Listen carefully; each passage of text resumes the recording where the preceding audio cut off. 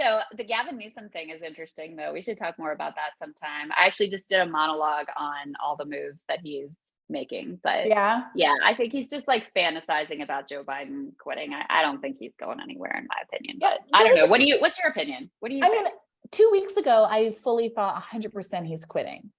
And I understand that he is doing better in the polls right now, but the specificity with which everybody said, we'll talk about it after midterms, led me to believe that there is an understanding that is had by folks about a move that's going to be made after midterms. And Biden looking up and doing things to make himself look better right now is not about 2024. It's about midterms. And that there's some health issue. There's something going on that has led people to believe that he is definitely not going to be it, which then opens the field up much more broadly. That would be fun, wouldn't it? But I don't know. I still think even if they have to like literally weekend at Bernie's home, they're going to do it, because it's sort of like last time around. Remember how the Obama people were all like searching for an alternative, and like Obama was like flirting with Beto and flirting with Pete and flirting with Kamala. But then when it came down to it, they're like, I guess we got to go with Joe because there's just no one else. I kind of feel like it's the same thing where they might be fantasizing about what if we could get Pete in? We really like Pete or whatever.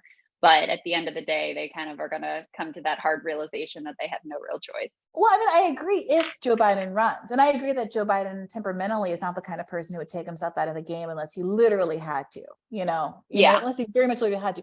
But the energy a couple of weeks ago felt like that's what was happening. And I also heard some people theorizing that the little wave of stories about Elizabeth Warren and the Bernie, don't believe a woman could be president stuff coming back up in Hillary Clinton's memoirs and or whatever that book was, all of that stuff is Elizabeth Warren thinking that she is going to be able to capitalize on this, post-Roe moment. I mean, there is an appetite, I think, for the idea of a female candidate, for sure, in a post-Roe world. I mean, people have been buzzing about the possibility of Hillary Clinton running again, and she can't seem to keep her mouth shut and stay out of the press. And I wouldn't be, very little would surprise me these days. But I do think the left has to be prepared for what would happen if it were Marianne and Elizabeth, or if Elizabeth were deployed as a way to derail Marianne, in the same way that, frankly, I'm sorry, her taking that $9 million and staying in through Super Tuesday seemed to be purposeful. I think that there are parts of the so-called Bernie coalition, the broad left coalition, that would see her as an opportunity. And if I were to invent a poison pill for Marianne, it would be Elizabeth Warren. It would be Elizabeth Warren. Yeah, I agree. Because she also, because I do think, the Elizabeth Warren voters to me are gettable for Marianne, but obviously, she would derail that. Marianne gets a lot of cred too, because she was literally the only person who endorsed Bernie. Yeah, 100%. But I mean, the Bernie diehards care about that. The people who just broadly see themselves as progressives because they listen to Pod Save America don't care about that. Yeah, for sure. But I mean, I continue to be convinced Biden's going to run again. I think that's a better situation, in my opinion, to just have it because I do think, do you agree that he'll clear the field on the Democratic elected side? I don't think any of those people will run against him. I mean, I understand why you say yes, and why, I think reasonable minds would say yes, but there is something about the tenor and the coordinated feel of all of the people who said he wasn't going to run, which suggests to me that either he is in fact not going to run, or that there are enough people who don't want him to run that they're unwilling to say at this point that they support his candidacy. Someone like Roe, who has no designs until 2028, is confidently saying, of course I support Joe Biden, he's going to run. But there were so many people who did not say that, when it's so easy to say. There's no skin off your back to simply say, of course I support Biden, he's going to run in 2024. So why did you have not just Cori Bush types and Jamal Bowman types struggling to answer that question, but Carolyn Maloney and Jerry Nadler types struggling to answer that question?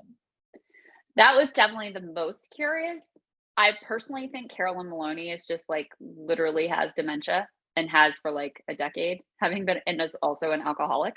By the way, what's that third guy, the South Asian guy who was running in that race? That's what he apparently was saying. What's his name? Suraj Patel. I'm calling Kash Patel. That's the Trump lawyer. I'm totally racist. Anyway, Suraj Raj Patel. Yeah. Yeah.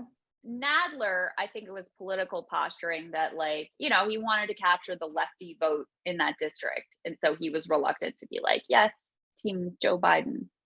That was my read of that situation. But I do agree that was the one that was the most eyebrow raising. Like, and there were some others. Maybe. I feel like there were a couple in swing districts in like Minnesota who were like, we need a younger generation or something like that. But those are in like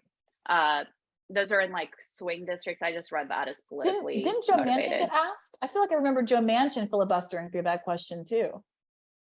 I don't know if I noticed that. If he did, it was a lot of people. It was an action-packed week. We should do a super cut, maybe, Armand.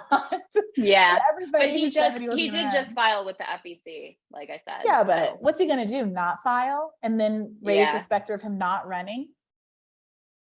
I don't know. I continue to look at the political calculus and just say, like, they don't have anyone who's.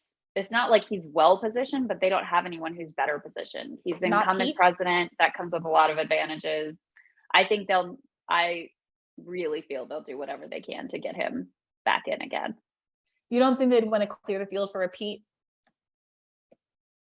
They want to, and they might be fantasizing about it, but ultimately, you know, they know they've got a Kamala Harris problem. Like, how are you going to shove to the side the Black woman VP? Do you think that Kamala Harris believes herself to be qualified to be the president of the United States of America? 100%. She ran for president. Of course she thinks she's qualified. I don't know that Kamala, at this point, with the humiliation tour that she's been on for the last 2 years, she doesn't strike me as like a Biden type who's run for president every 10 years since the time he was 29 years old. You know what I mean? She definitely strikes me as that type. She is pure ambition. I don't think she's ever asked herself, like, am I qualified? It's just a question of, like, what's the next step up the ladder and how do I get there? I think it's pure ambition, but there are many different types to have different types of ambition and different ways to achieve and strive. And I think I wouldn't be surprised if she thought my next move is a money move. I'm the vice president of the United States. That's pretty good. You made it pretty far. The party is aligned against me. Every other day, there's a media leak about how shitty I am. I can't keep my own staff around. My own comm staff is abandoning me left, right, and center. And I have enough, just the tiniest sliver of self-awareness to know that even if I want to, no one's going to help me do it. And I might as well pivot. Like, I don't know that it's not like I don't see it. Trying to convince Joe Biden not to run, if he were, say, the VP, I think it would be extremely difficult. And yet, despite him being the kind of person who obviously wanted nothing other than to be president of the United States, they were able to talk him down and to not running in 2016. If they can talk Biden down out of running against Hillary Clinton and clearing the field for her, I don't think that Kamala Harris is as tough a fight. Barack Obama sits you down and says, take this other job, take this other position. Yeah, but Pete is also not as formidable as Hillary was at that point, you know?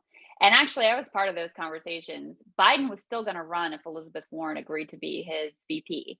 And it was her rejection that ended up pulling the plug on that campaign. But I mean, why was he so invested in that particular pairing? Well, his plan was to run to the left of Hillary. That was the strategy. It was like, I'm going to be to the left of and more sort of like populist alternative to Hillary, because it was clear. I mean, it was clear she was like, it was way too Wall Street aligned, and then it was a mismatch, and there was a problem there.